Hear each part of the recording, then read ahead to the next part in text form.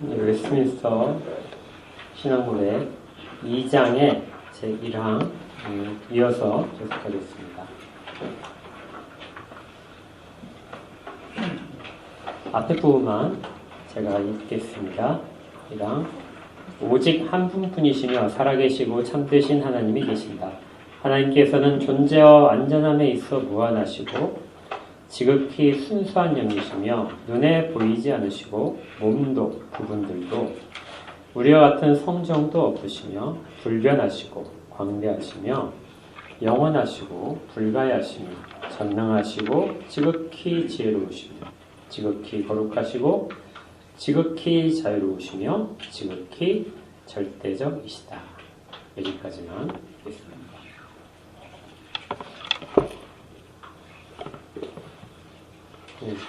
우리가 지금 이제 웨스트민스터 신앙고백서 하나님에 관한 부분을 이제 살펴보고 있는데요. 먼저 이제 짚고 넘어가야 될 부분이 이 2장에 있는 내용이 제목이 지금 우리가 뭘로 분류되어 있냐면요. 거룩하신 삼위일체 하나님으로 되어 있습니다. 그래서 마치 그 삼위일체에 대한 이야기를 하는 것 같은데 실제적으로 삼위일체는 제 3항에 가서 정말 짧게만 언급되어 있어요. 그리고 가장 길게 설명하는 부분은 하나님이 누구신가 하는 부분에 집중을 하고 있습니다. 우리는 이제 하나님에 대해 이야기할 때 삼위일체에 대한 그 신비로움 때문에 그걸 이해하기 위하여 굉장히 많은 설명들을 동원을 하고 있는데 이 신앙고백서는 우리의 기대와는 다르게 하나님이 누구신가를 먼저 이야기를 하는 것이죠. 그리고 또 하나가 이렇게 보시게 되면 너무 세밀하게 되어 있어요. 굉장히 세밀하게 되어 있습니다.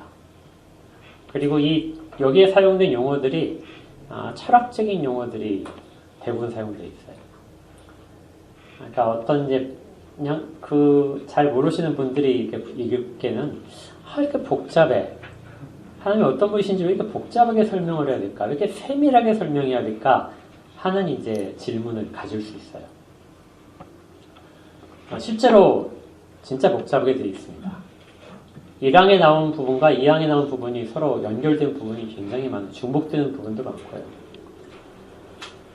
이 특별히 그 복잡하고 이제 그 해설 같은 데 보게 되면 촘촘하다는 말을 쓰거든요.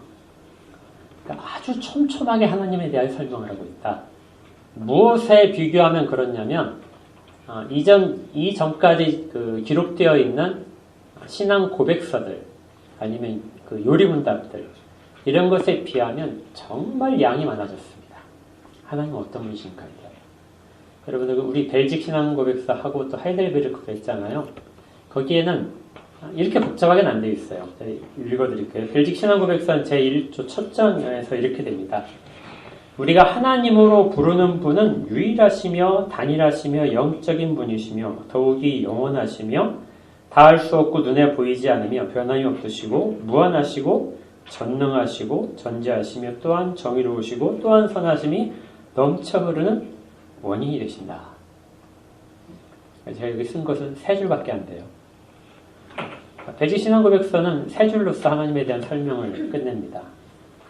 하이델베르크 요리문답은 더 간단해요. 하이델베르크 요리문답은 11문에서 하나님은 자비하신 분이시나 동시에 의로우신 분입니다. 그리고 25문에서 이제 사도신령을 설명하는 부분이에요. 거기에서는 한 분이시오 참되고 영원하신 하나님이십니다. 그러니까 우리가 그 앞에 부분에 있던 우리가 뭐죠? 1항의 제일 첫 줄에는 오직 한 분뿐이시며 살아계시고 참되신 하나님이 계신다. 이것과 거의 동일한 부분을 하이델베르크 요리문답은 25문에서 이야기를 하고 있는 거죠.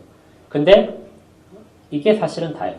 한 곳에 몰아넣지도 않고 이걸 흩어놓은 상태에서도 양이 매우 적습니다. 이 차이가 좀 우리가 생각해 볼 필요가 있어요. 왜 웨스트민스터 신앙 고백서에서는 하나님에 대한 내용을 이렇게 굉장히 촘촘하고 아주 많게 그렇게 설명을 하고 있는가? 그 이전까지는 이렇게 촘촘하지 않았거든요. 이것은 이제 우리가 그 사도신경하고 니케아 푼스탄불 신경하고 비교해 보면은 좀 알 수 있습니다. 사도신경보다는 니케아 신경이 조금 더 길죠. 네, 맞아요. 길어요. 자세입니다. 네. 왜 그럴까요? 네? 예, 이단들. 네. 잘못된 생각들이 많아져요. 짧게 설명하게 되면 그것에 담겨져 있는 부분들을 사람들이 잘못 설명할 부분이 많습니다. 실제로 그래서 좀 더 촘촘하게 명확하게 설명을 하는 것이죠. 그렇게 생각한다면 웨스트민스터 신앙 고백서는 아주 세밀하니까 우리가 반대로 뭘 생각할 수 있냐면요. 이 당시에 정말 하나님에 대하여 잘못 알고 있는 사람들이 많았구나. 그래서 그것을 사람들이 그런 잘못 알고 있는 부분에 빠지지 않도록 정말 세밀하게 설명할 필요가 있었구나 하는 것을 추측을 할 수 있습니다. 실제적으로 이게 그 하이델베르 르룬답이 작성된 다음에 100년쯤 지나서요. 그동안에 굉장히 많은 그 잘못된 이단들이 아주 많이 생겼습니다. 지금도 그 이단들은 다 남아 있어요. 그리고 조금 더 복잡해지고 조금 더 그들도 논리적이 됐어요. 그러니까 일단 우리가 생각할 수 있는 것은 당시에 잘못된 사상들이 아주 많았구나. 하나님에 대하여 그것들을 알 수 있습니다. 또 하나가 있는데요. 그 하이델베르크 요리문답은 이전에 그 종교개혁 처음의 시작 부분과 비슷하게 구원론에 관해서 그러니까 우리가 어떻게 구원을 받는가, 어떤 상태로부터 구원받는가에 좀 더 집중을 했습니다. 그래서 구원이라는 문제가 거의 핵심이었어요. 루터도 처음에 종교개혁을 시작할 때 구원 문제에서부터 초점을 맞춰고 했거든요. 근데 그러다 보니까 우리와 직접적으로 관련 있는 하나님의 그 부분들이 우리 가운데 많이 알려졌습니다. 그리고 구원과 관련해서 하나님을 살펴보는 것이 일반적이 된 거예요. 그게 이제 하이델베르크 르룬답의 특성입니다. 이 장점이 훨씬 더 생동감이 있어요. 추상적인 개념이 아니고 나와 직접적으로 관련 맺으시고 인격적인 교제 가운데 있는 하나님을 생각할 때 정말 좋습니다. 그래서 우리가 하이델베르크 르룬답 할 때 따뜻하고 우리와 친밀하고 이런 이야기들을 했었을 거예요. 그런데 이렇게 하다 보니까 우리 쪽의 연관성이 하나님을 아는 그 어떤 한계가 되어버리는 그런 성향이 생깁니다.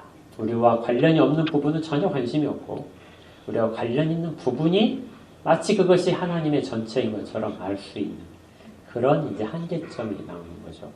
그래서 신학적인 체계가 칼빈이 이걸 처음에 이제 의도를 했었을 텐데요. 신학적인 체계가 사람의 구원에서부터 시작하는 것이 아니라 처음부터 하나님에서 시작하자.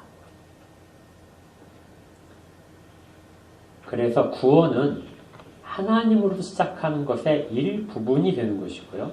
하나님이 전체를 차지하도록 신학적인 체계를 갖추게 됩니다.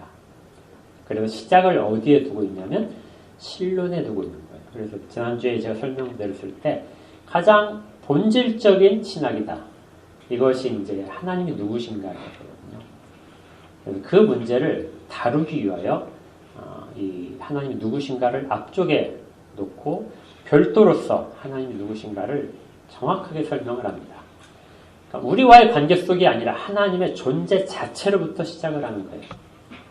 그리고 나서 거기로부터 그걸 바탕으로 해서 나머지 모든 부분들, 세상을 다스리는 부분과 우리를 구원하신 부분들, 그리고 역사를 주관하시는 모든 내용들을 이제 신론에서부터 시작을 하는 거죠. 이건 매우 바람직한 신앙의 그 체계입니다. 그래서 우리도 각자도 신앙 체계를 그렇게 잡아야 돼요. 우리와 관련이 있어서 우리에게 늘 함께 하시는 하나님으로서의 그 부분에서부터 시작하는 것보다는 처음에 그렇게 시작할 수 있습니다. 그러나 우리의 신앙은 우리를 떠나서도 하나님이신 것, 그리고 우리와 직접적인 관계를 벗어나서도 온 우주에, 온 피조물과 온 피조 세계의 하나님이심에서부터 시작을 하고 그것이 우리가 이제 어떤 관계인가 그 속에서 우리의 정체성을 찾는 부분으로 진행을 해나가는 것이 우리의 신앙이 흔들리지 않고 바른 신앙을 가질 수 있게 됩니다. 이걸 놓치면은 우상화 될 수 있어요. 그래서 기독교가 현대에 있어서 많이 좀 이상해진 부분들은 순서를 바꿔서 그렇습니다. 실제로 오늘 다루는 내용 중에서도 그게 좀 여러 부분이 나올 거예요.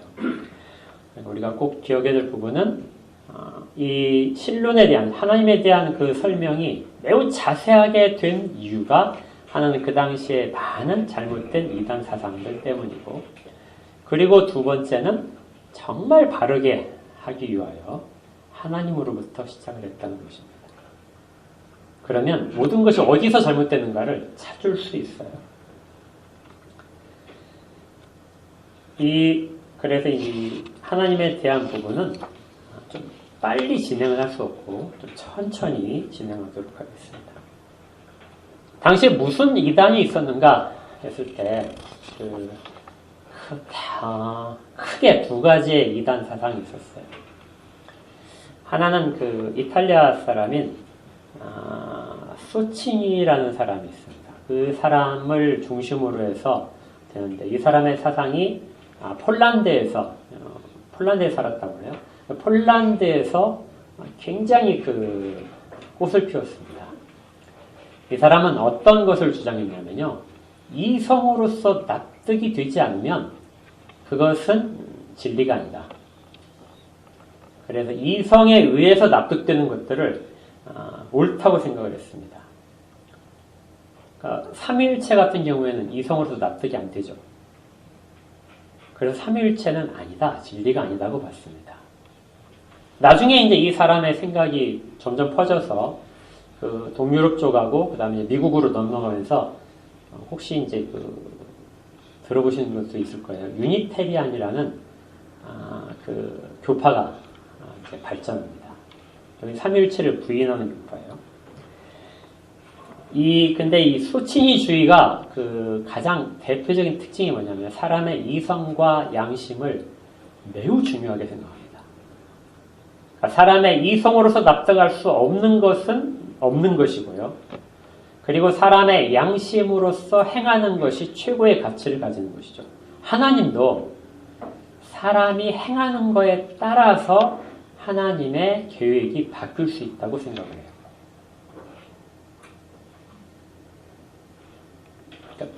사람이 예를 들어 하나님께 순종을 하게 되면 그걸 기뻐하시면서 하나님이 일을 하시고 하나님이 그것을 거역을 하게 되면 예정됐던 일을 바꿀 수 있다는 것이죠.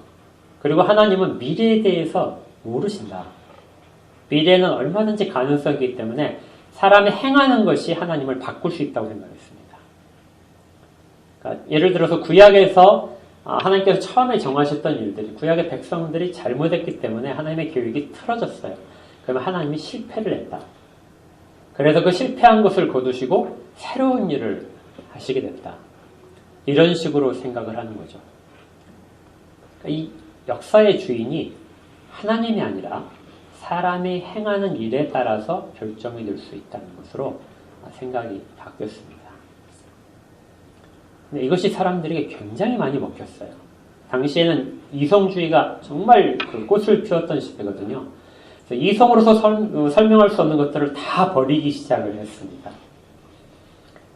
그리고 예수님은 하나님이시 아니라 처음에 그냥 인간이었는데 나중에 하나님이 그가 정말 선한 행동을 많이 하니까 그의 지위를 높이셨다. 이렇게만 생각을 했죠. 그래서 동일하게 모든 사람들은 양심에 따라서 이성에 따라서 선한 행위를 하는 것이 최고의 가치를 갖는 것으로 그렇게 설명했습니다. 두 번째 이단은요, 이 당시에 있었던 이단이 그 신인 동용주의라는 거예요.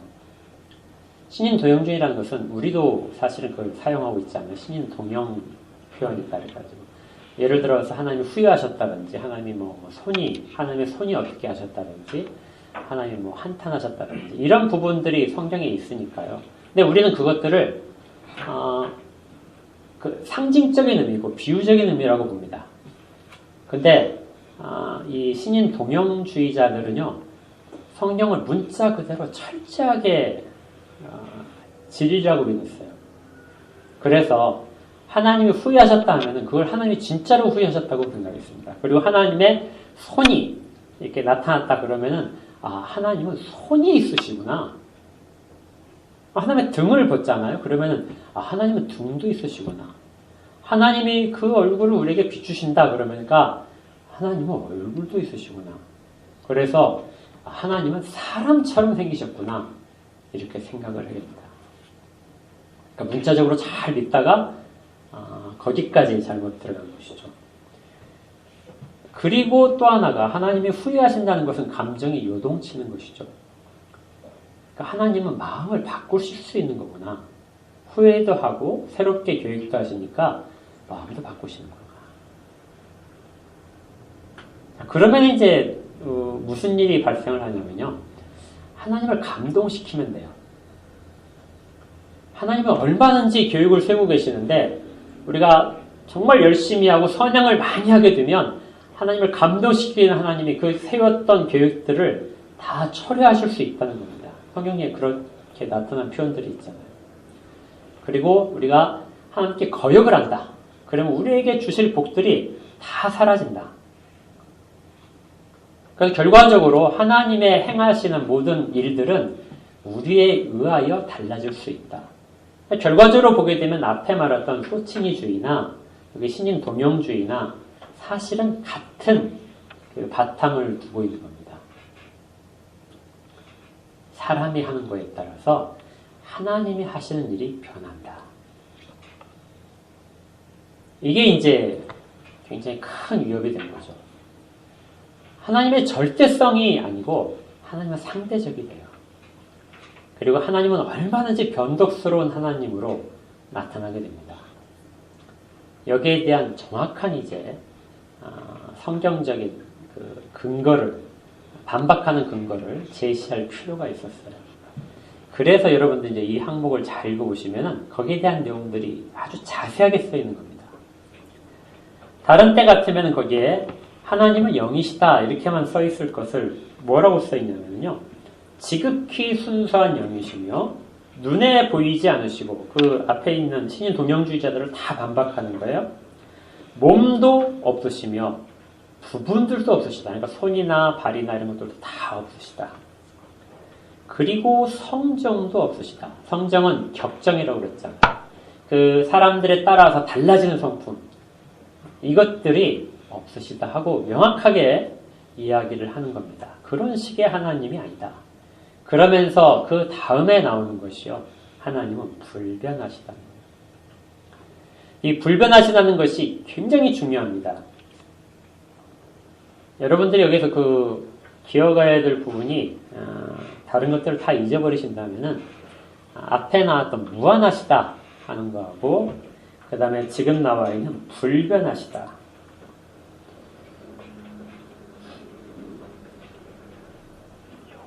예, 두 가지를 꼭 기억하시면 돼요. 그리고 이제 한 가지는 다음번에 나오겠습니다. 불변하시다는 속성은 앞에서 나왔던 그 이단들의 갖고 있는 생각들을 전부 다 부인하는 거예요. 하나님은 불변하신 분이시다. 이 불변하신다는 것이 하나님이 역동적이다. 이것을 부인하는 것은 아닙니다. 하나님은 고정되어 있다. 이렇게 하는 것도 아니에요. 이 불변하신다는 것은 모든 곳에서 모든 시간 속에서 하나님은 언제나 하나님이시라는 겁니다. 그러니까 시간이 흘러가면은 어떤 시간 속에서는 하나님은 하나님이 아니시다. 이것이 아니라는 거예요. 불변하시다는 것은. 불변은 하나님의 속성이 달라지지 않는 겁니다. 그리고 또 공간적으로도 그래요. 공간적으로도 예를 들어 우리 이제 그 예배당에서 이제 예배를 드리잖아. 지금 하나님이 여기 계시죠. 하나님의 모든 충만성 여기를 채우고 계십니다. 그러면 이렇게 채워지는 하나님의 충만성이 바로 밖에 나가면, 문을 열고 나가면 약해지느냐? 그렇진 않다는 거예요. 하나님은 모든 곳에서 하나님이신 것을 동일한 겁니다. 이게 사람들이 착각을 하는 것이요. 사람들이 많이 모여서 하나님의 이름을 찬송하면 하나님의 능력이 훨씬 더 커지고 하나님의 감동이 훨씬 그곳에 가득 차는 것이라고 생각을 많이 해요. 그렇지 않습니다. 혼자서 찬양을 하더라도요. 혼자 찬양하는 그 공간에 하나님은 하나님으로서 그곳에 계세요. 많은 사람이 모인 곳에도 하나님은 하나님으로서 그곳에 계십니다. 하나님의 하나님다우심은 공간에 제한받지 않아요. 어디에나 계시는 것이죠. 그러나 사람들은 늘 무엇을 생각하냐면 우리가 많이 모이면 가끔 그렇잖아요. 대한민국 전체 교회가 모여서 한 가지 기도 제목으로 막 기도합시다. 막 이렇게 하게 되면 하나님이 감동을 받으셔가지고 어떤 잘못된 것들을 다 막아주시고 그렇게 한다고 생각을 하는 경향이 있습니다. 그러나 그때 간절히 기도하는 건 옳아요. 그러나 그것이 많이 모여서 우리가 한 입으로 기도를 할 때 훨씬 더 하나님이 그곳에서 충만히 임하신다고 생각하는 것은 잘못된다는 것이죠. 하나님은 모든 곳에서 충만하신 분이십니다. 시간적으로도 마찬가지예요. 초대교회부터 있었던 이단들이 하나님은 하나님이 아니신 때가 있었다. 이 말을 늘 하고 싶어요. 특히 예수님에 대하여 이야기할 때 예수님은 하나님이시잖아요. 근데 예수님에 대하여는 예수님이 계시지 않았던 때가 있었다고 말을 하고 싶어 합니다. 왜요? 아버지로부터 나아지심을 받기 때문에. 그런데 예수님이 하나님이시기 때문에 예수님이 계시지 않을 때, 하나님으로서 계시지 않을 때는 단 한순간도 없는 거죠. 변하지 않는 하나님이십니다.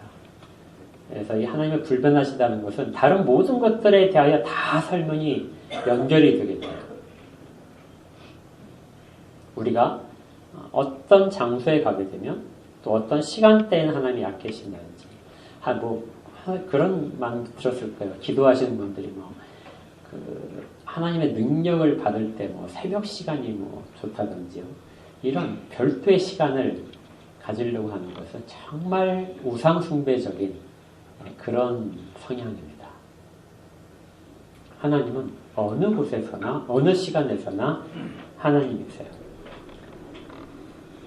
조나단 에드워드가 이 부분을 이야기하면서 사람들이 왜 하나님에 대하여 원수가 되느냐, 왜 하나님을 싫어하느냐 했을 때 이제 여러 가지를 되는데 그 중에 하나가 하나님이 불변하시기 때문에 사람들은 하나님을 싫어한다. 하나님이 변하시는 분이라고 늘 생각하고 싶어 하는 거예요. 예를 들어서 여러분들이 예를 들어서 죄를 범한다고 합시다. 평소에는 안 하다가 어떤 충동이 생겨갖고 죄를 하나를 범해요. 그때 사람들은 무엇을 생각하냐면 하나님은 이 시간대에는 나를 안 보고 계실 것이다. 예. 이 시간대에 하나님이 다른 범죄에 대하여는 죄를 다 물으시는데 이 시간에 대하여는 지금 내가 하는 이 행동에 대하여는 죄를 묻지 않으실 것이다. 이게 무슨 생각이냐면 하나님이 변하실 수 있다는 겁니다. 특히 주관적인 신앙을 가진 사람들이 굉장히 많은 이런 경향성을 띄어요. 하나님은 나에 대해서는 다른 사람에게 대해서는 다 공의로우시고 그들의 죄에 대하여 진노를 베푸시지만 나에 대해서만큼은 하나님은 동일한 잣대를 대지 않으신다는 거죠. 나에 대해서는 정말 인자하시다. 나를 정말 사랑하신다. 내 죄는 아무것도 아니야 내 앞에. 근데 다른 사람에 대해서는 하나님이 왜 저 인간을 내버려 두지? 저 인간 정죄를 해야 되고 없애야 되는데 그렇게 하시는 거죠. 이건 하나님의 불변성을 부인하는 겁니다. 하나님은 나에 대해서도 다른 사람에 대해서도 동일하게 하나님이심을 다르게 적용시켜주지 않으세요. 악인의 죄를 범하는 거나 우리가 하나님의 자녀들이 죄를 범하는 거나 똑같이 하나님은 거기에 대하여 진노하십니다.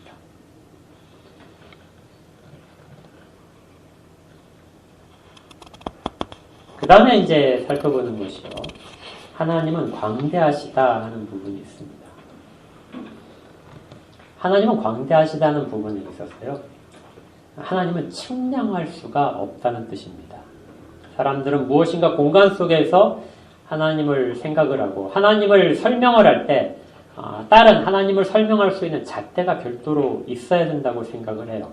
우리가 무엇인가를 설명하려면 다른 참고할 수 있는 것이 있어야 되겠죠. 여러분들이 예를 들어서 페인트를 이렇게 벽에다 칠하려고 한다면 페인트 색깔을 결정해야 되잖아요. 그때 여러분들 샘플이라는 걸 이제 보잖아요. 비교 색상들 쭉 보고 그 비교 색상들 속에서 저 색상이 어떤 것인가를 우리가 살펴보게 됩니다. 대조하는 것이 반드시 있어야 우리가 무엇인가를 할 수 있어요. 그런데 하나님은 그렇게 대조할 수 있거나 측량할 수 있는 기준이 없다는 거예요. 온 우주를 가지고도 하나님을 측량할 수가 없습니다. 그리고 그 온 우주에 하나님의 충만성은 어디나 동일하다는 거예요. 그래서 이걸 다른 표현으로 뭐라 하냐면 하나님은 그곳에 하나님의 전부가 존재하는 것이다. 하나님이 온 우주에 가득 차 계시니까요.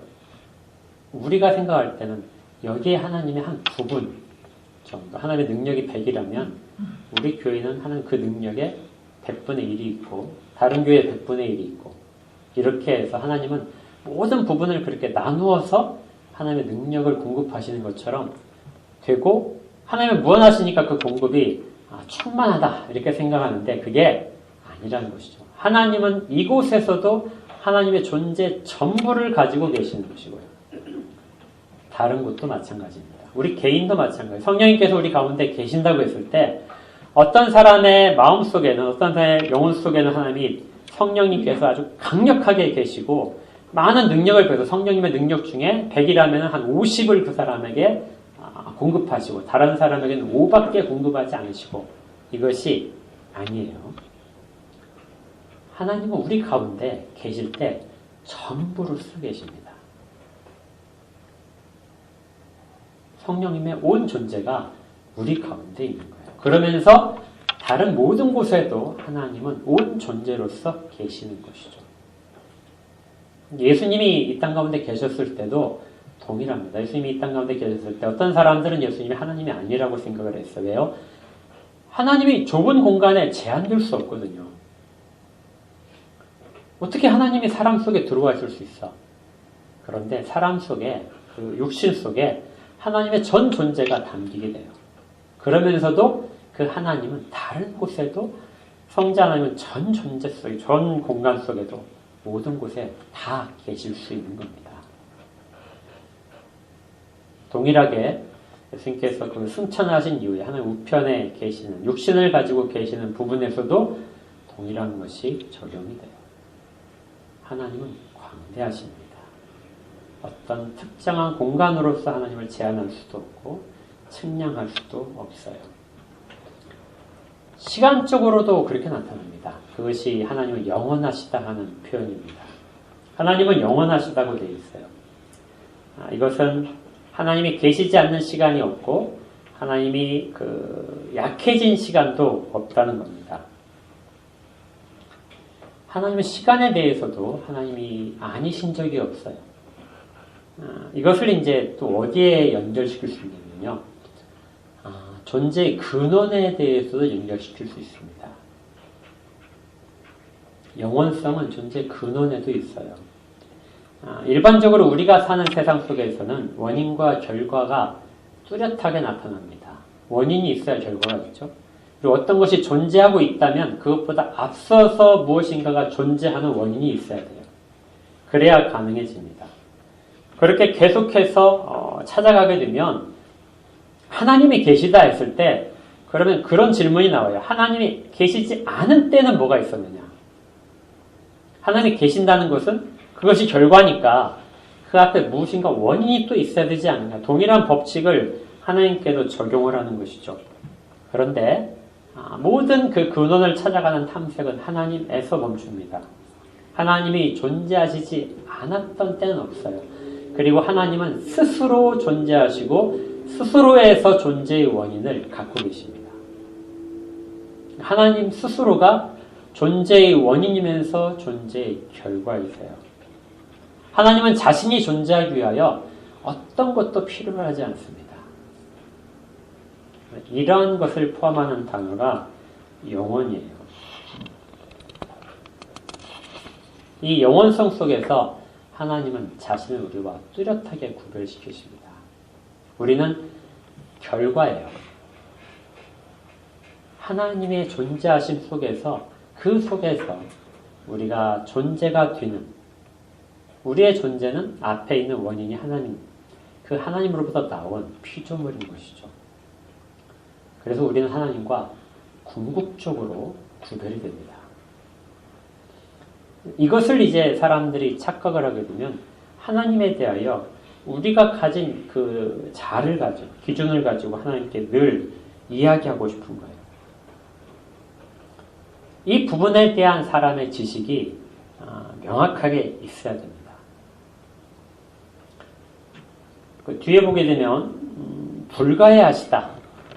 불가해하시다는 것은 사람이 다 하나님을 이해할 수 없다. 하나님에 대한 지식을 다 가질 수 없다는 뜻이에요. 분명히 우리는 하나님에 대하여 알아야 됩니다. 그렇죠? 그 하나님을 아는 것이 무엇이라고 그랬죠? 영생이라고 그랬잖아요. 영생은 유일하신 참 하나님을 아는 것이죠. 또 하나가 그의 아들 예수 그리스도를 아는 것이다. 아는 것이 영생이에요. 아는 것과 영생은 떨어져 있는 개념이 아닙니다. 그래서 우리는 열심히 하나님을 알아야 돼요. 그걸 알고 누릴 수 있는 사람이 영생 속에서의 그 생명의 모든 풍족함 속에 살게 됩니다. 그런데 여기 그렇게 하잖아요. 하나님은 알아야 되는데 하나님은 불가해하시다. 그러니까 사람들이 하나님을 다 알 수 없다. 이거예요. 그럼 어떤 게 맞는 겁니까? 하나님을 알 수 없는데 하나님을 알아야 된다고 하잖아요. 그러면 결과적으로 알 수 없으면 알려고 하는 노력이 필요 없게 되는 거 아닌가요? 그래서 여기에는 이제 두 가지의 그 아는 것이 구별이 됩니다. 하나는 하나님에 대하여 하나님만 아는 지식. 하나님이 모든 존재의 근원이시잖아요. 그럼 모든 지식의 근원도 하나님이십니다. 하나님만이 하나님을 그대로 알 수 있어요. 우리가 삼위일체 하나님 사이에서는 영원한 지식이 있는 겁니다.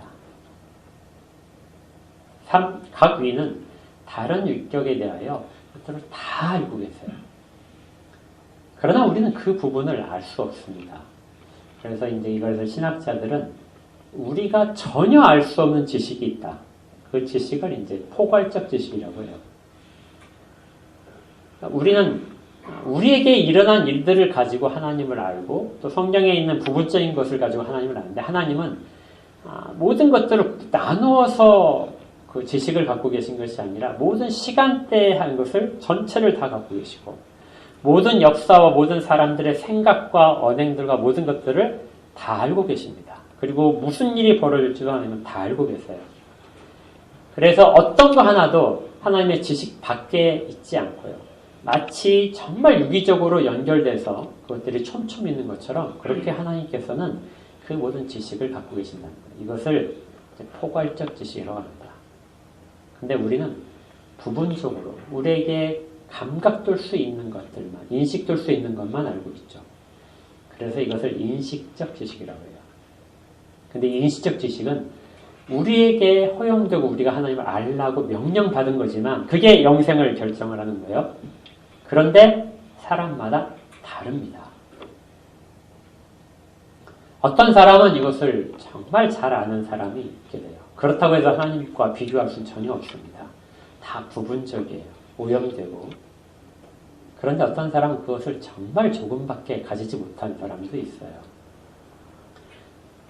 그런데 동일하게 무엇이라고 하냐면요. 그걸 가지고 영생을 얻는다는 겁니다. 각자가 알 수 있는 만큼 하나님이 허용을 하시고 그 허용된 지식 속에서 영생에 대한 충분한 근거가 있다는 것입니다. 그래서 많이 아는 것보다 바르게 하는 것이 중요해요. 그리고 어떤 사람들은 선천적으로 지능이 부족해서 다 알 수는 없어요. 그러나 그 사람이 구원에 이를 때 필요한 그런 인식적인 지식은 전부 다 주신다는 것이고 충분히 다 가질 수 있다는 겁니다. 단 차이점은 그것을 얼마나 누릴 수 있느냐 하는 차이점이 있을 뿐이에요. 우리가 이 부분을 언제나 기억을 해야 됩니다.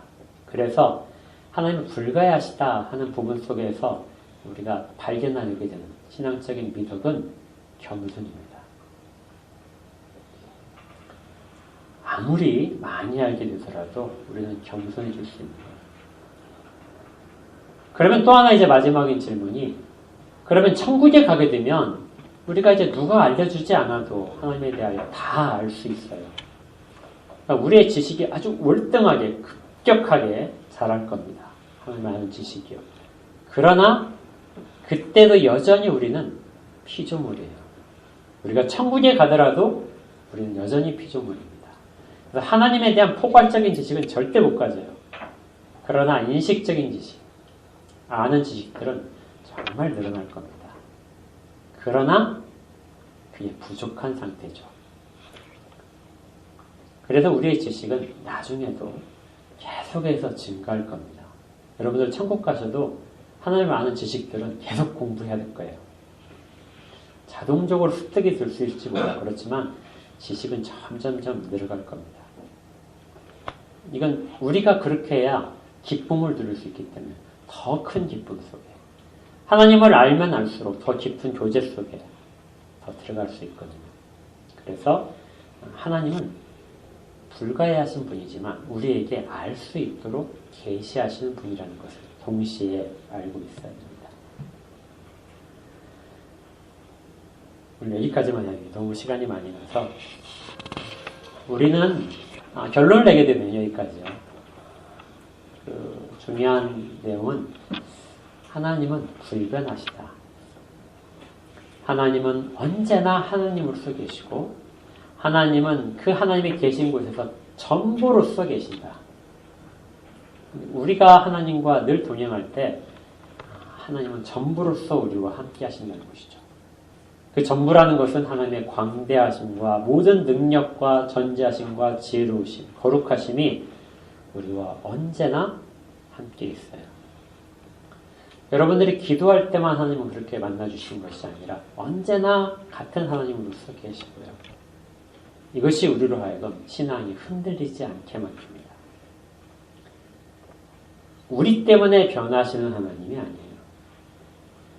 하나님은 때로 우리에게 그런 것처럼 나타나실 수 있어요.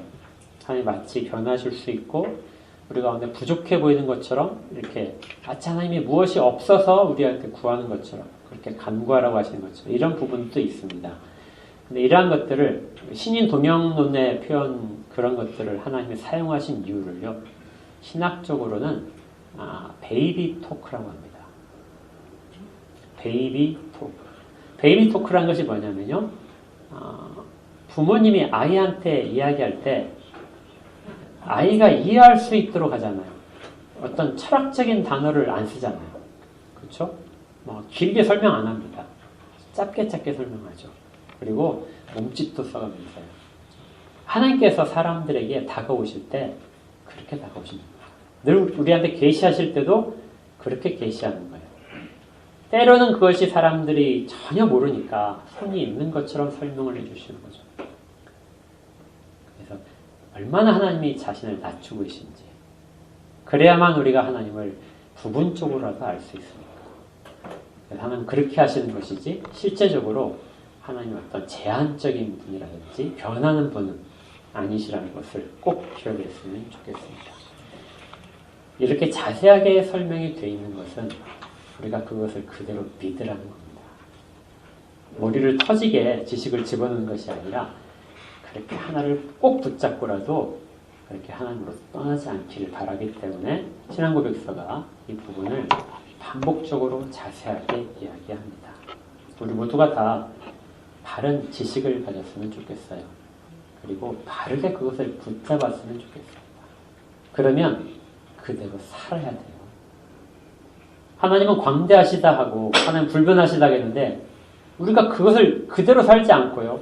우리에게 맞춰서 사는 사람들.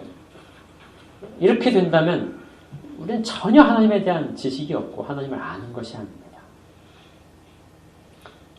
이런 하나의 항목을 읽을 때마다 그 부분을 꼭 생각하십시오. 나는 그것을 붙잡고 어떻게 살아야 되는가.